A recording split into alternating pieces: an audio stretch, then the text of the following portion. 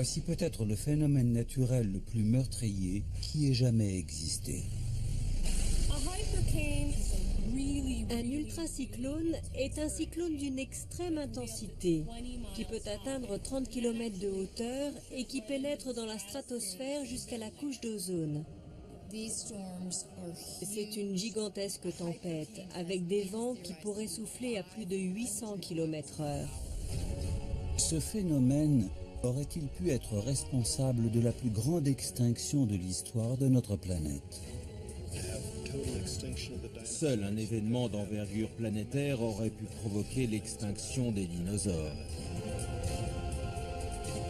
Y aurait-il eu une tempête préhistorique si explosive qu'elle aurait fait disparaître 75% de la vie sur Terre? Mais surtout, cela pourrait-il se reproduire?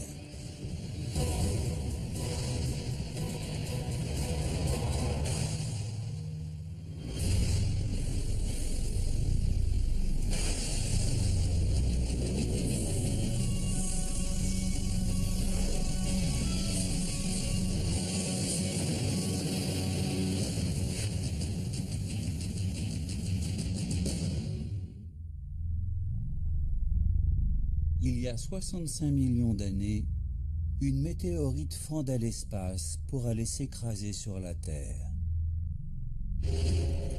Ce rocher qui s'est détaché d'un astéroïde devait être de la même taille que l'île de Manhattan. Cette météorite lancée à presque 50 000 km/h ne rencontra aucun obstacle dans sa course folle en direction de la Terre. Ce rocher de 10 km de large laisse en traversant l'atmosphère un sillage de feu et de fumée. Sa destination finale est un coin d'océan calme et tranquille, à côté de la péninsule mexicaine du Yucatan. La puissance de la collision dépasse tout ce qu'on peut imaginer. L'énergie dégagée est colossale, de l'ordre de 100 millions de mégatonnes. Quand on sait qu'une mégatonne équivaut à une bombe à hydrogène, ce sont 100 millions de bombes à hydrogène qui explosent au même moment sur la côte mexicaine.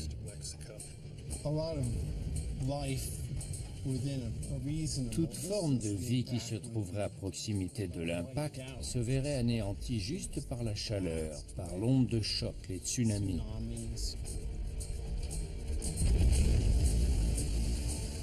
La zone de collision se transforme instantanément en un chaudron incandescent. La mer commence à refluer dans ce cratère profond de 30 km et se met à grésiller comme de l'eau dans une poêle chaude. L'eau au contact des parois brûlantes de ce trou forme de la vapeur à la surface de l'océan. La chaleur fait monter cette vapeur. Elle se condense en nuages orageux qui s'élèvent jusqu'à la stratosphère. L'eau à la surface de l'océan s'est considérablement réchauffée. Elle a atteint les 50 degrés. Cette impressionnante température sera le facteur déclenchant d'une tempête démesurée, qui pourrait bien avoir été le phénomène le plus puissant de l'histoire de notre planète. Un ultracyclone. Un ultracyclone est un immense cyclone qui monte jusqu'à la stratosphère. Les cyclones que l'on connaît ne montent guère que jusqu'à la basse stratosphère, alors que les ultracyclones sont 2 fois plus hauts. Leur taille se situe entre celle d'une tornade et d'un cyclone, et ils sont d'une violence extrême. Un ultracyclone ne fait que 15 km de large, ce qui est plus petit qu'un cyclone normal. Mais l'ultracyclone s'élève jusqu'à 30 km de hauteur, donc 2 fois plus haut qu'un cyclone, et il pénètre dans la stratosphère. Ce phénomène serait certainement assourdissant.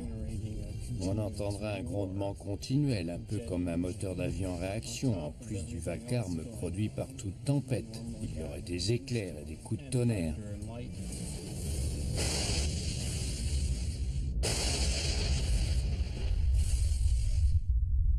L'élément le plus violent d'un ultracyclone est le vent.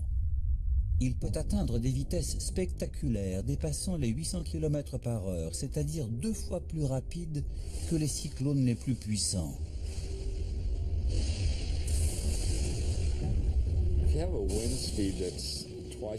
Si la vitesse du vent d'un cyclone est 2 fois plus rapide que celle d'un autre cyclone, cela ne veut pas dire que ce cyclone est 2 fois plus puissant en termes de force de vent.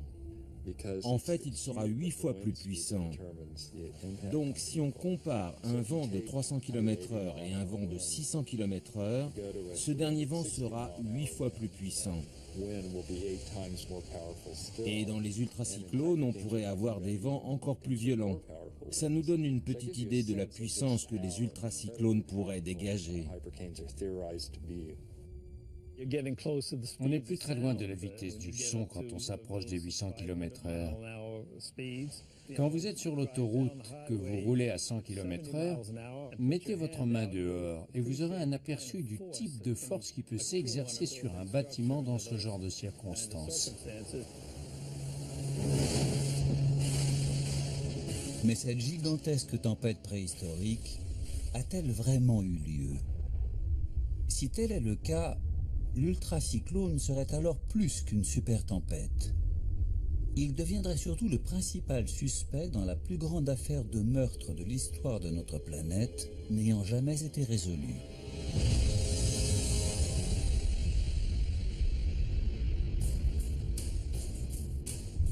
L'extinction des dinosaures.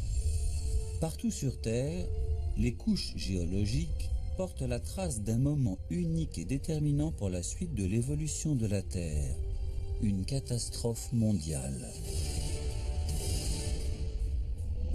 Elle aurait provoqué la disparition de 75% de la vie sur Terre. Cet événement donna naissance à l'âge des mammifères, qui, quelques millénaires plus tard, vit l'homme s'élever en haut de la chaîne alimentaire.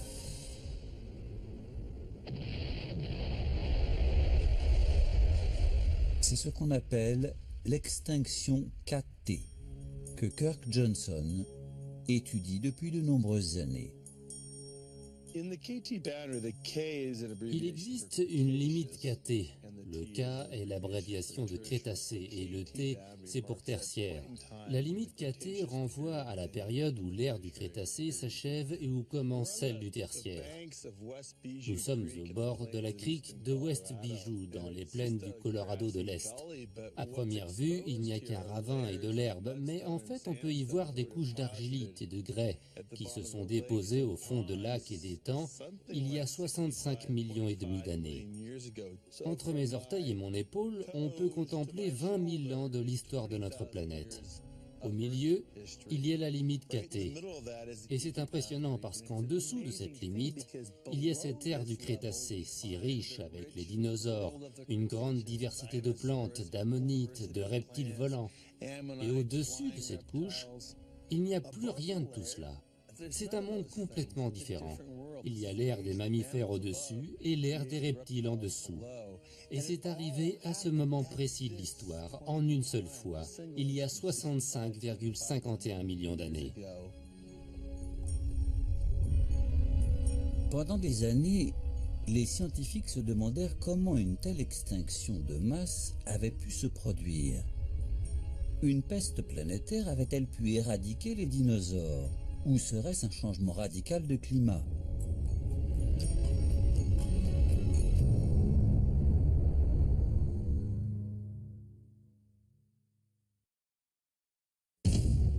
Puis, en 1980, le physicien Luis Alvarez et son fils Walter, géologue, mirent au jour un indice inattendu. Alors qu'ils examinaient les couches rocheuses de la limite KT, ils découvrirent une couche d'argile qui contenait un degré élevé d'iridium, un élément chimique dont ils ne pouvaient expliquer la présence. L'iridium fait partie des métaux du groupe du platine et il est très rare d'en trouver sur Terre. Par contre, il est plus courant d'en trouver sur les météorites. Alors quand Walter et Luis Alvarez découvrirent cette surprenante quantité d'iridium, ils se dirent qu'une grande partie de cet iridium était peut-être due à un astéroïde ou à une comète.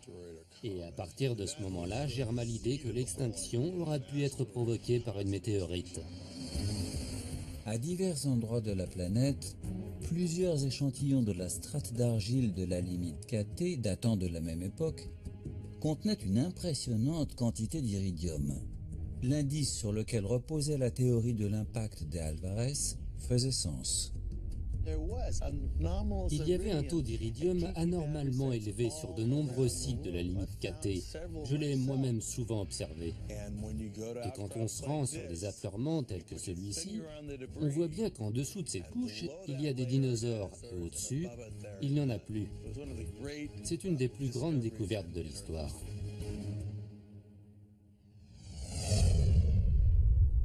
Les Alvarez calculèrent qu'une météorite de 10 km de large s'était écrasée sur notre planète et que l'iridium qu'elle contenait avait été projeté sur toute la surface de la Terre. Mais il restait encore un mystère.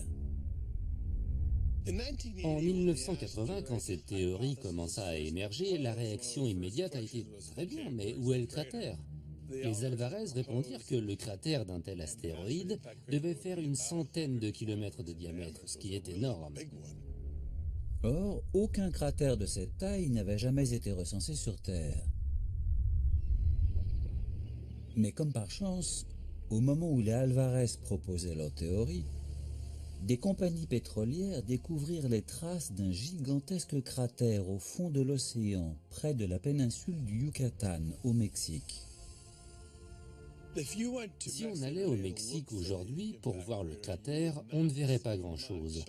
Par contre, on verrait des puits très intéressants, des cénotes, des lieux de culte maya, dans lesquels on peut faire de la plongée.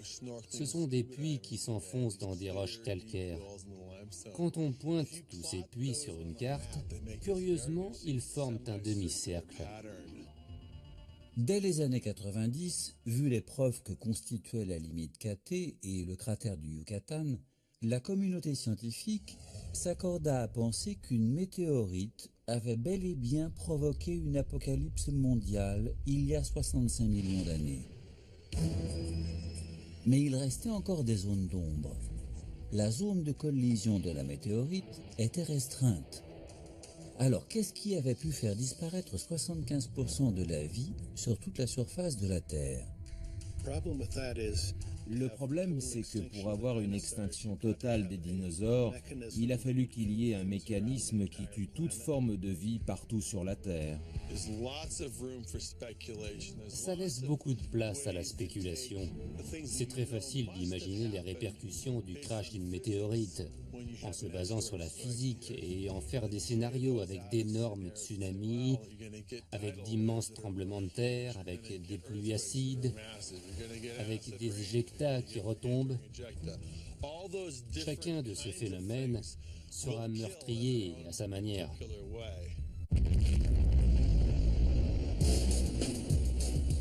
Une des théories les plus reconnues parle de tornades de feu qui transformèrent notre planète en un vaste four ardent.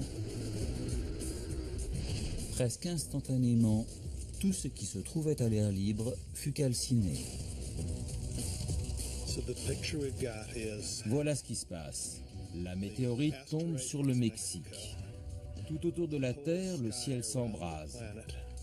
Si on répartit cette énergie de manière égale sur toute la Terre, cela équivaut à une bombe à hydrogène d'une mégatonne tous les 6 km.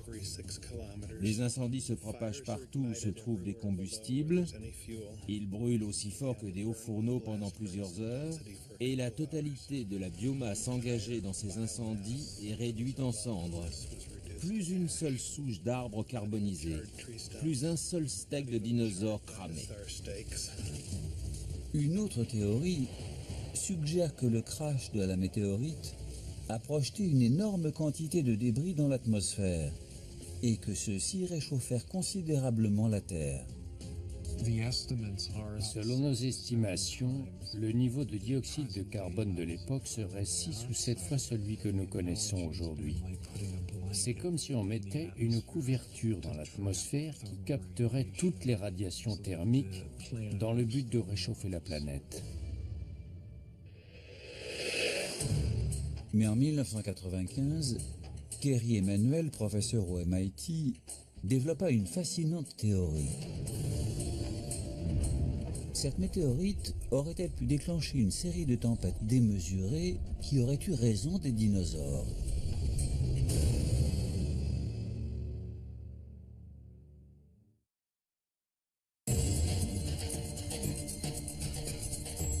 Il y a 65 millions d'années, la vie sur Terre connut un changement radical quand une météorite de 10 km s'abattit sur la péninsule du Yucatan au Mexique.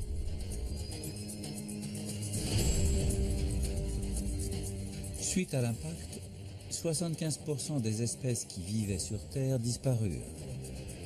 Cette météorite est-elle la seule responsable? Les théories sur les conséquences de cet impact ont afflué de toutes parts de la communauté scientifique, allant d'un réchauffement global de la planète à des tornades de feu sur toute la surface de la Terre. Mais aucune de ces théories ne faisait l'unanimité. La vraie question c'est, d'accord, une météorite s'est crashée, mais qu'est-ce qui a tué les dinosaures? La météorite se crache, tout ce qui se trouve en dessous est bien évidemment directement détruit par la météorite. Mais quels ont été les mécanismes meurtriers qui ont été déclenchés et qui ont éradiqué les dinosaures? Est-ce que ce sont les incendies provoqués par les éjectats qui retombaient? Est-ce que c'est parce qu'il a fait nuit pendant un an et que comme les plantes ne poussaient plus, ils ne pouvaient plus se nourrir? Est-ce que c'est parce qu'il y a eu des pluies acides? Il y a une multitude de choses qui pourraient expliquer pourquoi les dinosaures n'ont pas survécu à l'impact de la limite KT ou à ses effets immédiats.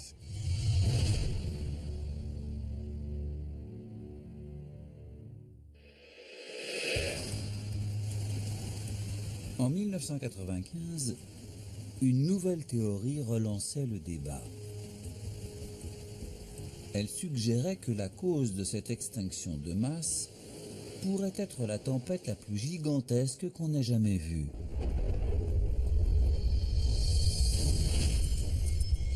Mais l'homme à l'origine de cette théorie, Kerry Emanuel, se penchait sur toute autre chose que l'extinction des dinosaures. Ce professeur au MIT, spécialiste des cyclones, avait découvert, et par hasard, l'hypothétique existence d'un immense orage, l'ultracyclone.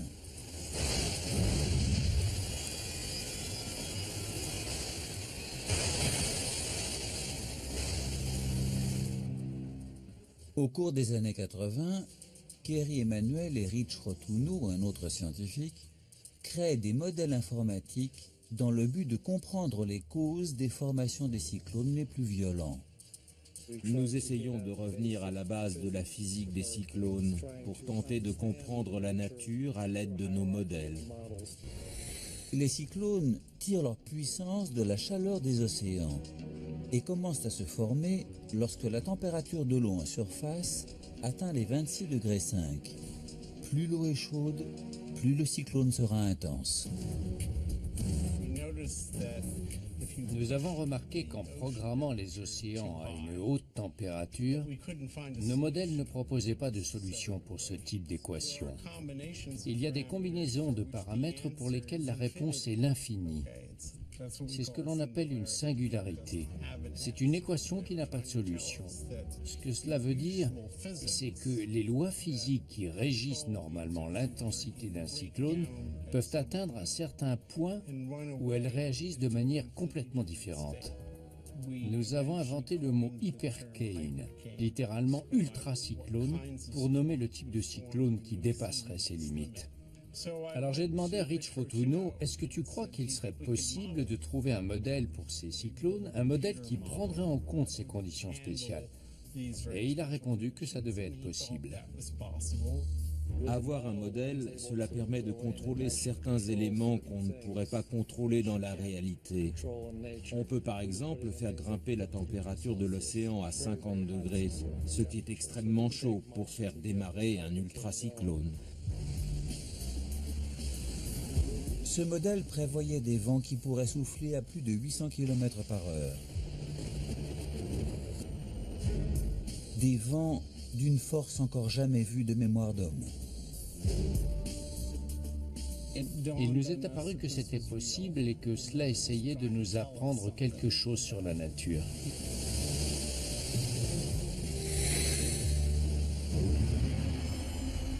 Mais pour qu'un ultracyclone se forme, l'océan devrait auparavant avoir atteint une température de 50 degrés.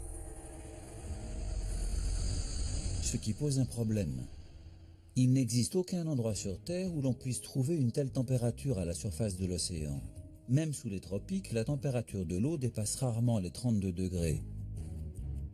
L'apparition d'un ultracyclone est soumise à une gigantesque décharge d'énergie, d'une puissance telle qu'elle pourrait réchauffer une masse d'eau jusqu'à des températures jamais atteintes.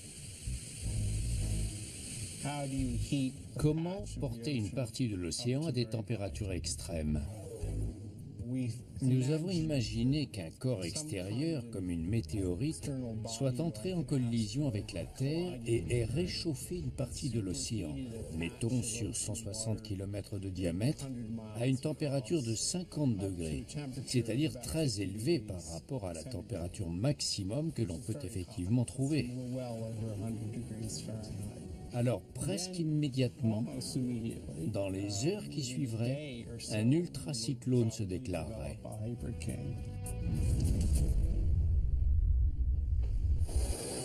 Une météorite aurait-elle pu provoquer un ultracyclone il y a 65 millions d'années? Pour l'instant, les ultracyclones n'existent que dans le monde des modèles informatiques. Mais pour essayer de comprendre comment ils fonctionnent, il n'y a pas à chercher très loin dans notre monde. Le fonctionnement d'un ultracyclone est très proche de celui d'un cyclone, une des forces les plus puissantes et destructrices de notre planète. Pour se rendre compte de la puissance d'un cyclone de taille normale, il faut songer qu'en seulement 20 minutes, si on additionne les vents de ce cyclone et la chaleur libérée par la condensation dans les nuages d'orage, l'énergie produite par ces deux éléments serait supérieure à l'énergie produite par tous les systèmes électriques de notre Terre. De fait, les cyclones sont des moteurs thermiques. Ils convertissent l'énergie thermique en énergie éolienne. La chaleur est fournie par l'océan et elle passe ensuite dans l'atmosphère au cours de l'évaporation de l'eau. Le cyclone se nourrit d'air chaud et humide dont il tire son énergie en refroidissant l'air et en le transformant en nuages. Ces spirales au centre de l'orage emportent avec elles la chaleur et l'humidité. Au fur et à mesure que les nuages d'orage se solidifient, apparaît un tube au centre qui fait office de cheminée. La chaleur et l'humidité attirées par les nuages remontent le long du mur de l'œil et se dispersent ensuite dans l'atmosphère en tournant dans le sens inverse de celui de l'œil. Ce qui alimente les cyclones, c'est l'évaporation de l'eau de mer, et c'est pour ça qu'ils s'affaiblissent en arrivant sur Terre. Quand ils se déplacent au-dessus des eaux chaudes, au cœur des cyclones se produit un cercle vicieux. L'air ascendant ne peut se refroidir parce qu'il est en permanence au contact de la chaleur qui se dégage de l'océan. Et dans un ultracyclone, c'est précisément ce cercle vicieux qui s'emballe. Ce mécanisme prend beaucoup d'ampleur dans un ultracyclone. Quand on monte la température de l'océan, ce cercle vicieux s'intensifie. Plus la pression est basse, et plus la chaleur monte dans le courant d'air qui est attiré par le centre du cyclone, ce qui renforce notre cyclone. Et ce processus continue jusqu'à ce que tout cela se transforme en ultracyclone. Il ne suffit pas de prendre un simple cyclone et de multiplier son volume pour obtenir les vents d'un ultracyclone. La différence majeure entre un cyclone et un ultracyclone, ce n'est pas juste la taille, c'est surtout qu'il est plus puissant et plus intense. Bien que chaque cyclone fasse la une des journaux, il y en a moins qu'on ne le pense. Un certain nombre de facteurs doivent se produire simultanément pour qu'un cyclone apparaisse. Ça marche un peu comme les stars d'Hollywood. Il y a beaucoup de gens qui ont du talent, mais il faut une bonne dose d'incidents et de chance, et que tout cela arrive au bon moment pour devenir une méga star. Par exemple, la température de l'eau. Elle doit être au moins à 26 degrés et demi. C'est un paramètre essentiel du climat actuel pour qu'un ultracyclone se forme. Quand le cyclone commencera à tourner, il brassera l'eau de l'océan.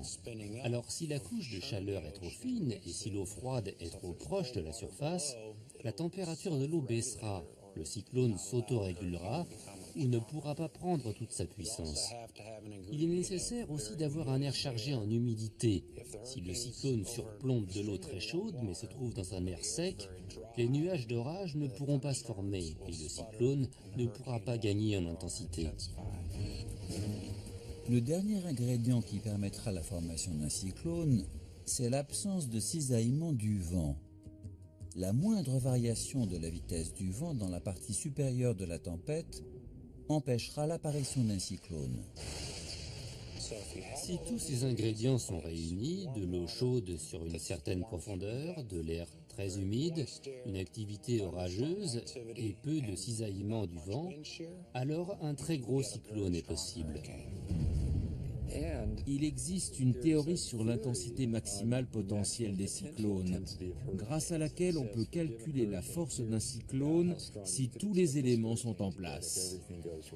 Et il est très rare de voir des vents qui dépassent 270 km/h. Mais le plus puissant des cyclones ne serait rien face à un ultracyclone. Les vents d'un ultracyclone qui pourrait souffler à 800 km/h seraient dotés d'un pouvoir de destruction encore jamais vu sur Terre.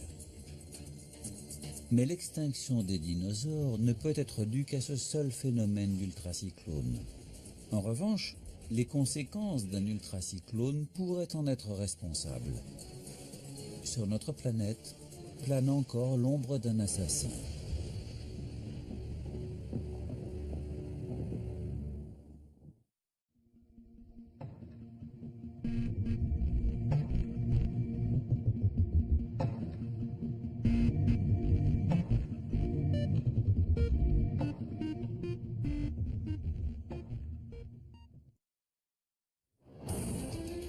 Les cyclones, une des forces les plus destructrices de notre planète.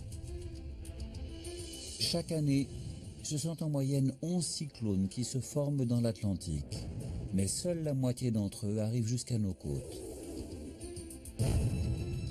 Mais une fois sur le continent, ces tempêtes génèrent des vents supérieurs à 250 km/h. Mère Nature peut parfois se montrer sévère.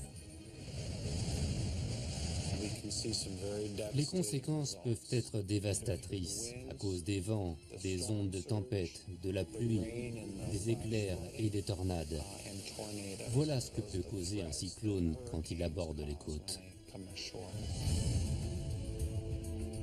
Les cyclones sont porteurs des plus grandes menaces envers la population, en termes de destruction et de mort. En 2005, le monde a assisté à l'une des tempêtes les plus mortelles, l'ouragan Katrina.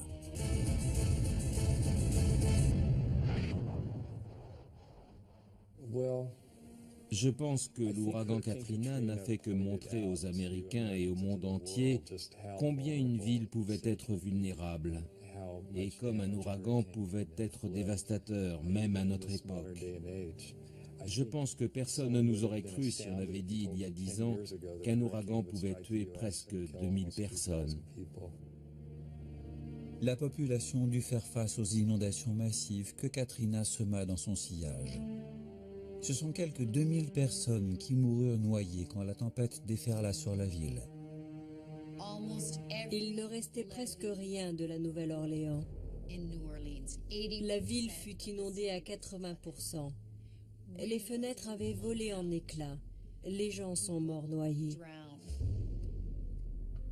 Mais ce chaos et cette désolation seraient bien peu face à la force inimaginable dont ferait preuve un ultracyclone. Un puissant ouragan a la capacité de réduire une ville presque à néant. Mais la plus gigantesque des tempêtes jamais conçues pourrait-elle avoir provoqué une extinction planétaire?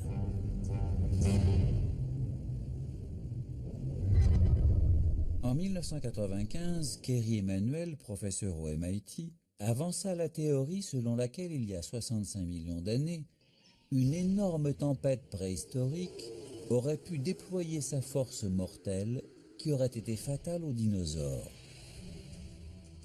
Haut de plus de 30 km, soufflant des vents de plus de 800 km par heure, cet ultracyclone pourrait bien avoir été la preuve magistrale de toute la colère dont est capable la nature. Jamais on n'a pu constater des vents similaires aux vents théoriques d'un ultracyclone. La vitesse maximale jamais mesurée à la surface de la Terre était de 371 km/h.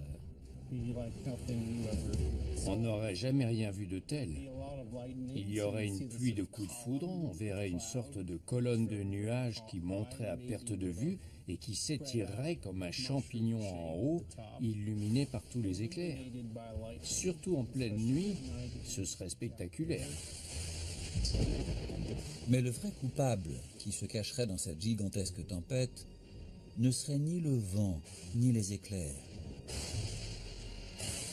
Il faudrait plutôt aller voir du côté des réactions en chaîne que produirait cet ultracyclone et qui donnerait naissance à un ennemi invisible.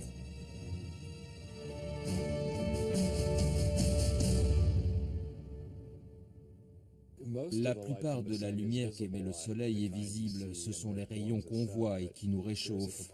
Mais une partie de la lumière solaire est invisible, ce sont les ultraviolets qui peuvent avoir des effets non négligeables sur de nombreuses formes de vie et qui peuvent même être mortels.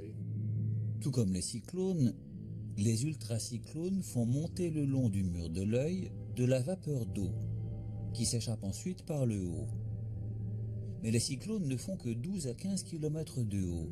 Les ultracyclones, eux, avec leurs plus de 30 km de hauteur, atteignent la stratosphère dans laquelle se trouve la couche d'ozone, ce bouclier qui protège la Terre des dangereux rayons ultraviolets. Et c'est ce qui nous a poussé à nous demander ce qui se passerait si on envoyait de l'eau dans cette partie de l'atmosphère.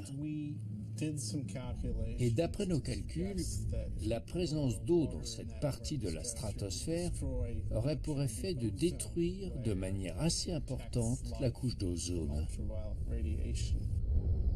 En théorie, si un ultracyclone faisait monter de la vapeur d'eau jusqu'à la stratosphère, l'eau réagirait alors avec l'ozone. Sous l'action des rayons ultraviolets, les molécules d'eau, H2O, se combinent aux molécules d'ozone, donnant des radicaux OH et HO2, faisant disparaître ces molécules d'ozone. Ce processus détruirait la couche d'ozone, dont le but est de protéger la Terre des radiations solaires. Ces radiations peuvent tuer les animaux, les plantes, la vie aquatique. Mais quelle est la probabilité pour qu'un seul ultracyclone de seulement 25 km de large ait pu injecter suffisamment d'eau de mer dans la stratosphère pour réussir à détruire la totalité de la couche d'ozone? S'il n'y a eu qu'un seul supercyclone, alors les chances sont minces. Mais le professeur Emanuel pense que le cratère laissé par la météorite aurait pu continuer à brûler pendant plusieurs jours et qu'il aurait pu favoriser l'apparition de plusieurs ultracyclones, multipliant ainsi les risques de destruction. Nous avons supposé qu'il ait pu y avoir une succession d'orages qui auraient duré aussi longtemps que les conditions atmosphériques s'y seraient prêtées et aussi longtemps que l'eau serait restée chaude. Si tel a été le cas, alors la couche d'ozone aurait pu être submergée et disparaître complètement. Plus aucun obstacle n'aurait empêché les rayons ultraviolets d'atteindre la surface de la Terre et d'y tuer tout ce qui s'y trouvait. Tout ce qui se trouvait exposé au soleil aurait été en danger.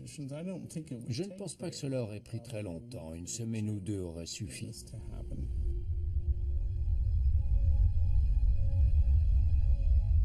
Mais comment 25% des espèces animales et végétales réussirent-elles à survivre? Elles possédaient un avantage que les dinosaures n'avaient pas, ce qui leur permit d'instaurer un nouvel ordre mondial. Il se trouve que la poussière est un très bon isolant et une simple cavité à 30 cm de profondeur suffit à protéger de la chaleur. La question c'est, quel genre d'animaux pouvaient bien se trouver sous terre et dans l'eau au moment de l'impact? Eh bien ce sont les mammifères, les tortues, les lézards, les grenouilles, les serpents, les alligators, les poissons. Ce sont précisément ces animaux qui survécurent. Pour tous ceux qui étaient plus gros qu'un chat et qui vivaient sur Terre, alors pas de bol, ils disparaissaient des couches géologiques postérieures à la limite KT.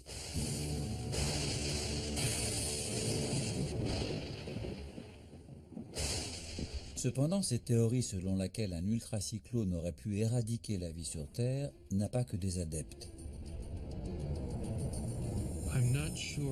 Je suis sceptique quant au rôle des ultracyclones dans l'extinction de la vie à l'ère du Crétacé. Il n'est pas prouvé que la destruction de la couche d'ozone provoquée par les cyclones soit ce qui a réellement engendré la disparition de la vie sur Terre. Je ne remets pas en cause les ultracyclones, mais ce n'est pas parce qu'il n'y avait plus aucun dinosaure une semaine après l'impact que ce sont les ultracyclones qui en sont responsables. Mais il est très plausible que suite à l'impact, les conditions climatiques aient changé et qu'il y ait eu des ultracyclones. Mais alors, quel est le vrai responsable de la disparition des 3/4 de la vie sur Terre après la collision? Dans l'état actuel de nos connaissances en physique et de nos modèles informatiques, les ultracyclones ne peuvent être définitivement écartés. Je ne crois pas que nous ayons systématiquement dénigré toutes les autres théories.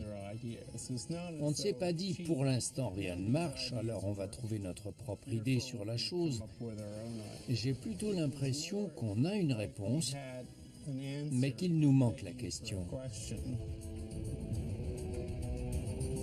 Le vrai coupable reste à trouver. Mais y a-t-il des traces de passage d'ultracyclones? Quelles preuves avons-nous de leur existence? La réponse se cachera-t-elle dans les couches géologiques?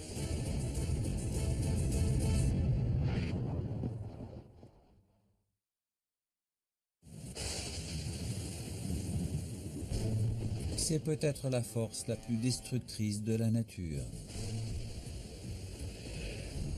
L'ultracyclone, une gigantesque tempête bien plus compacte qu'un cyclone, mais d'une puissance encore jamais vue sur Terre.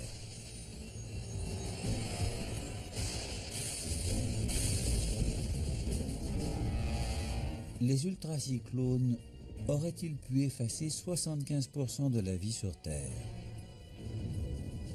Les ultracyclones ne sont pour l'instant que théoriques. Alors, existe-t-il des preuves de l'existence de ces gigantesques tempêtes? Si preuve il y a, alors on peut les trouver partout sur Terre. Il suffit de se pencher sur cette fine couche de sédiments pour comprendre ce que certains scientifiques considèrent comme la plus vaste scène de crime du monde. Dans cette limite KT se trouvent les preuves matérielles qu'une météorite s'est abattue sur Terre il y a plus de 65 millions d'années. Mais cette limite KT cache-t-elle aussi la preuve que des ultracyclones se soient formés après cette collision? C'est une excellente question qui nous a pas mal occupés. Peut-on trouver des traces d'ultracyclones dans les couches géologiques?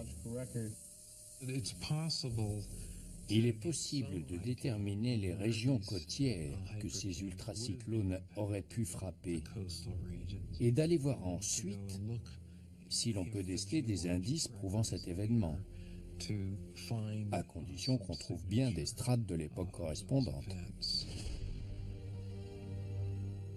Un de ces indices potentiels pourrait être le combustible qui alimente les ultracyclones, l'eau de mer. Les ultracyclones tirent toute leur puissance de l'eau chaude des océans.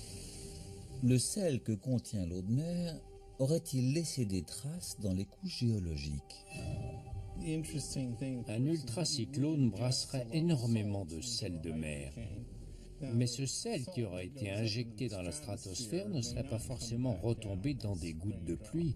Il aurait pu se disperser avant de retomber.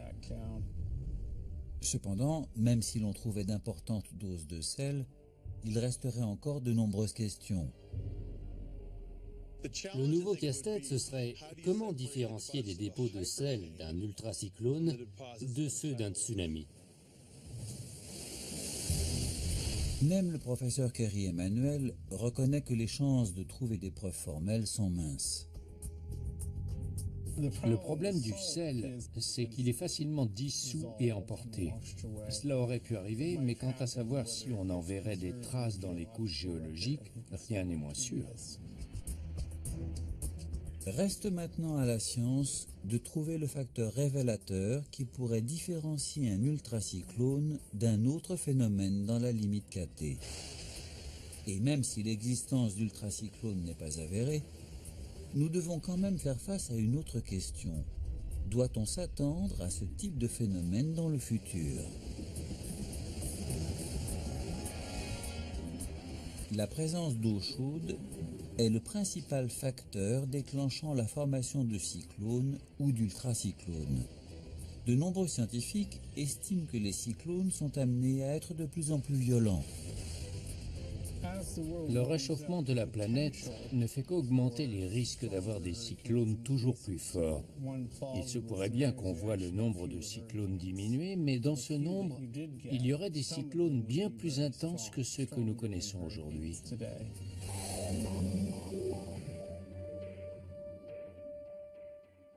Quant à essayer de savoir si tel ou tel cyclone sera meurtrier, c'est une question face à laquelle la science se trouve encore démunie. De fait, les scientifiques sont dans l'incapacité d'expliquer pourquoi telle tempête se transforme en cyclone alors que telle autre s'apaise. Nous savons prévoir la trajectoire des cyclones, mais nous sommes incapables de prévoir leur degré d'intensité ou d'expliquer pourquoi ils seront intenses. On ne peut pas créer de cyclones en laboratoire. On doit faire avec des modèles informatiques. Même ceux d'entre nous qui sont à l'origine de ces modèles n'en sont pas sûrs à 100% tant qu'on ne peut pas les comparer avec ce qui se passe dans la nature. Même s'il est bien sûr impossible de recréer un cyclone en laboratoire, à l'université de Miami, Brian House dispose de nouveaux outils qui permettent d'observer la dynamique entre l'océan et l'atmosphère au cours d'un cyclone. Si la température des océans augmente effectivement chaque année, ces études seront précieuses pour essayer de déterminer dans quelle mesure tel ou tel cyclone pourrait ou non s'intensifier. Dans ce bac, sont recréés des vents pouvant aller jusqu'à 215 km/h, ce qui correspond aux conditions climatiques réelles d'un cyclone.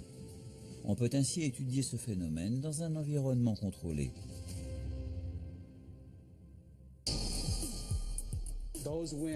Ces vents vont interagir avec la surface de l'eau, tout comme le feraient les vents d'un cyclone avec la surface de l'océan.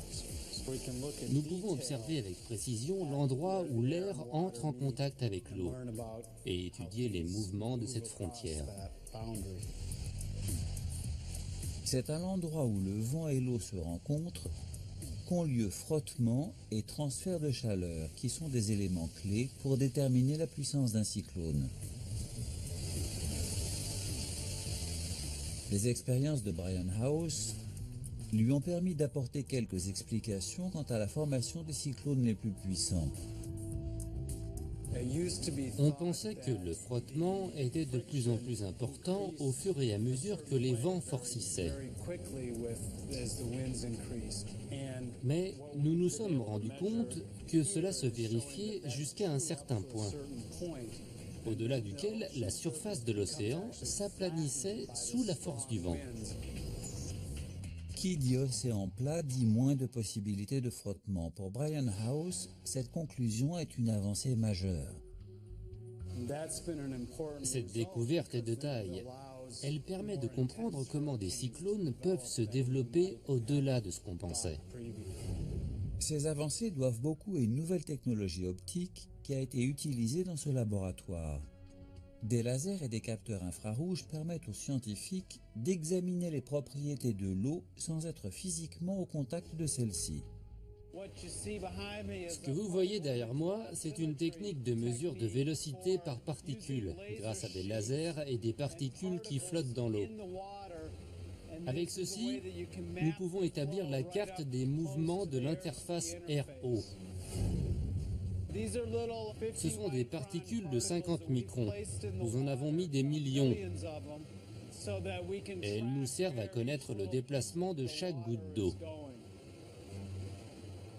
Grâce à cela, on peut mesurer la pente de l'eau à un endroit donné, étudier la houle pour ensuite déterminer l'amplitude des mouvements et les caractéristiques générales de la surface de l'océan. C'est une nouvelle ère qui s'ouvre pour les scientifiques spécialistes des cyclones. Un grand pas vient d'être franchi dans le domaine de la prévision des intensités des cyclones.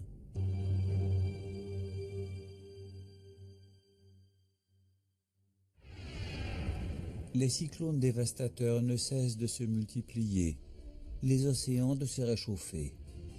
Les chercheurs s'interrogent donc, quel type de cyclone devrons-nous bientôt affronter? Faut-il s'attendre à un ultracyclone?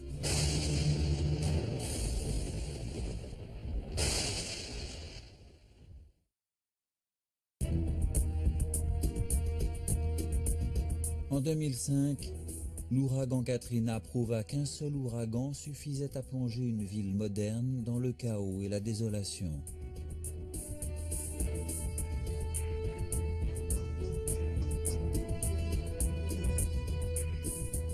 Un certain nombre de scientifiques affirment aujourd'hui que Katrina n'est que le premier d'une longue liste. Selon eux, le réchauffement de la planète a aussi une influence sur la température de l'océan. Et cela ouvre la voie à des ouragans toujours plus violents. Les experts s'accordent à dire que c'est autour des tropiques que le risque est le plus important. De nombreuses villes de Floride, ou celles situées sur la côte américaine du golfe du Mexique, seront les premières visées. Mais quelle ville pourrait tenir bon face à la superpuissance d'un ultracyclone? Le phénomène météorologique qui se rapproche le plus de l'ultracyclone est le cyclone de catégorie 5, dont les vents peuvent dépasser les 240 km/h. Mais le XXe siècle n'a vu que 3 cyclones de cette catégorie toucher les côtes américaines. Étonnamment, bien qu'il y ait eu beaucoup de cyclones aux États-Unis, seuls 3 cyclones de catégorie 5 au cours du siècle précédent se sont abattus sur nos côtes. Il y a eu l'ouragan de la fête du travail en 1935 qui a frappé les Florida Keys et a tué quelques centaines de personnes, et l'ouragan Camille sur la côte du Golfe en 1969. Le dernier en date remonte à 1992. Quand l'ouragan Andrew ravagea Miami et la Floride du Sud. Cet ouragan prit 65 vies et fit presque 30 milliards de dollars de dégâts. Pendant l'ouragan Andrew, les toits se sont envolés, les murs effondrés, les familles se réfugiaient dans leurs baignoires pour s'abriter. La destruction a été presque totale pour de nombreux quartiers. Et si le même ouragan devait se reproduire aujourd'hui, vu l'augmentation de la population qu'on a pu constater ces 15 dernières années, il ferait facilement 2 fois plus de dégâts. Mais un ouragan de catégorie 5, comme l'ouragan Andrew, ne serait qu'une légère brise comparée à la puissance d'un ultracyclone. Est-il possible à notre époque qu'un ultracyclone se déclare? C'est un scénario difficile à concevoir. Pourtant, Kerry Emanuel, à l'origine de la théorie des ultracyclones, pense qu'une météorite comme celle qui est entrée en collision avec la Terre il y a 65 millions d'années n'est pas le seul facteur qui pourrait faire atteindre à l'océan les températures élevées dont a besoin un ultracyclone pour se former. Par exemple, une importante activité volcanique sous-marine pourrait faire l'affaire. En fait, il se trouve qu'au fond de la mer Rouge, aujourd'hui, à cause de l'activité volcanique, on peut trouver des endroits où l'eau atteint presque la température d'ébullition. Certains disent, mais je ne sais pas quoi en penser, que parfois l'eau est tellement bouillante qu'elle remonte jusqu'à la surface. Si c'est vrai, alors au moins en théorie, cela pourrait déclencher un ultracyclone.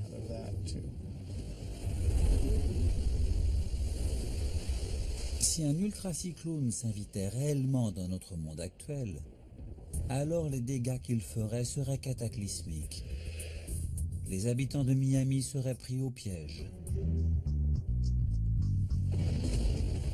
Alors que la tempête avance inéluctablement vers les côtes, l'atmosphère calme et tranquille fait bientôt place au vent et à la pluie.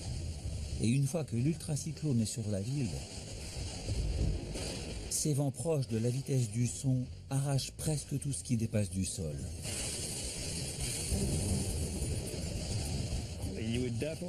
Vous pouvez oublier votre rendez-vous chez le coiffeur. La destruction sera totale. Il n'y aurait que quelques survivants et encore. C'est le genre de phénomène dévastateur qui dépasse tout ce qu'on peut imaginer.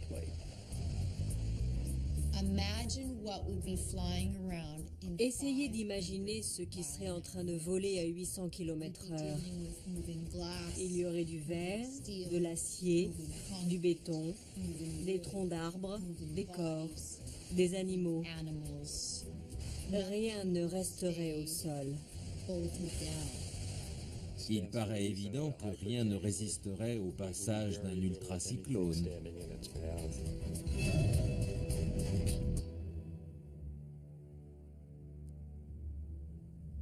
Les villes comme Miami ont maintenant des lois anticycloniques strictes pour la construction d'habitations. Mais ces bâtiments ne tiendraient pas le choc face à un ultracyclone.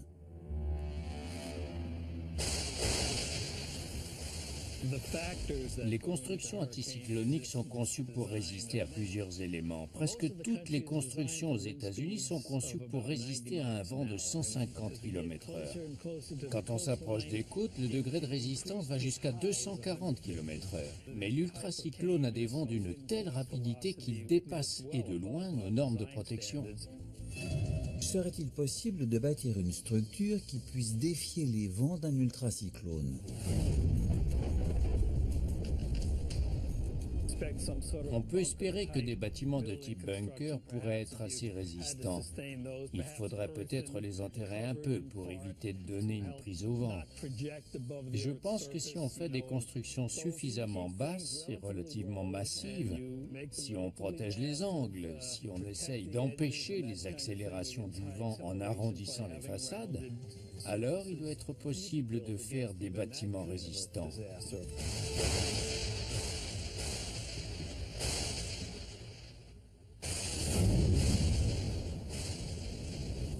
Mais même si l'on arrivait à construire quelque chose qui pourrait résister au vent produit par un ultracyclone, cette tempête réussirait de toute façon à provoquer un désastre face auquel l'homme serait impuissant. La destruction de la couche d'ozone. On ne pourra peut-être jamais prouver que c'est un ultracyclone qui est responsable de la destruction de la couche d'ozone et de l'extinction des dinosaures. Mais si ces reptiles préhistoriques n'avaient pas disparu, l'évolution aurait pris une toute autre route. Si les dinosaures n'avaient pas été éradiqués, il est plus que probable qu'ils seraient encore là aujourd'hui. Et les mammifères ressembleraient peut-être toujours à des rats. Ces extinctions de masse ont joué un rôle immense dans le monde tel qu'il se présente aujourd'hui. Notre planète serait complètement différente. D'un certain point de vue, on peut dire que nous sommes le produit fini de la succession de ces extinctions de masse. Peut-être ne saurons-nous jamais si une météorite a ou non déclenché des ultracyclones. Mais les scientifiques sont unanimes. Continuer les recherches ne pourra que nous aider à faire d'importantes découvertes pour la science. Je pense que les ultracyclones font partie des théories les plus intéressantes. Ce sera à la prochaine génération de scientifiques d'apporter de nouvelles réponses. C'est une chose d'énoncer une théorie, les ultracyclones ont pu exister, mais ont-ils vraiment existé? Je trouve que pour les phénomènes théoriques comme les ultracyclones, qu'ils aient existé ou non, c'est un très bon exercice de les conceptualiser et d'essayer de comprendre comment ils fonctionnaient et le rôle qu'ils auraient pu avoir joué dans l'histoire. Honnêtement, je pense qu'il y a plus d'explications rationnelles, probables au sujet des extinctions de masse. Et tant pis si elles ne nous aident pas forcément à comprendre le passé, j'aimerais savoir ce qu'elles pourraient être. On apprend beaucoup sur la nature. Et finalement, on comprend tellement mieux ce monde dans lequel nous vivons.